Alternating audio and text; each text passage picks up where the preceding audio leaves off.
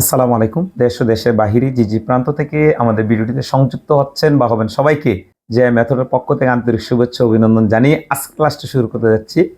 আজকের ক্লাসটি হচ্ছে তাদের জন্য যাদের মনের ভিতরে একটা স্বপ্ন আছে, সেই স্বপ্নটাকে বাস্তবায়ন করার জন্য যারা চেষ্টা করছেন তাদের জন্য। আমরা কে না চাই ইংরেজিতে কথা বলতে, আমরা কে না চাই ইংরেজি একটু বক্তব্য দিতে, জি যারা ইংরেজি বক্তব্য দিতে চান তাদের জন্য।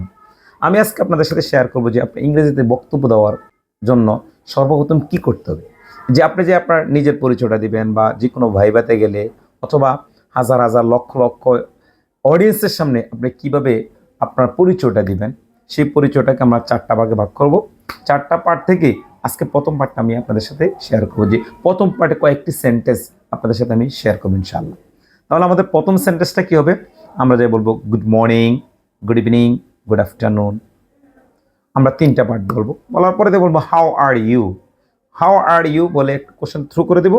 দেন অডিয়েন্স থেকে তারা বলবে I am fine and you. যখন তারা বলবে তখন থেকে আপনি শুরু করতে হবে I am also fine by the grace of almighty Allah. And then here present our honorable chief guest, special guest, and respected teachers, and all the audience. Take my cordial love and salam. Assalamu alaikum. Actually, I'm not a good speaker. However, I will try my best to talk about something according to my selected topic.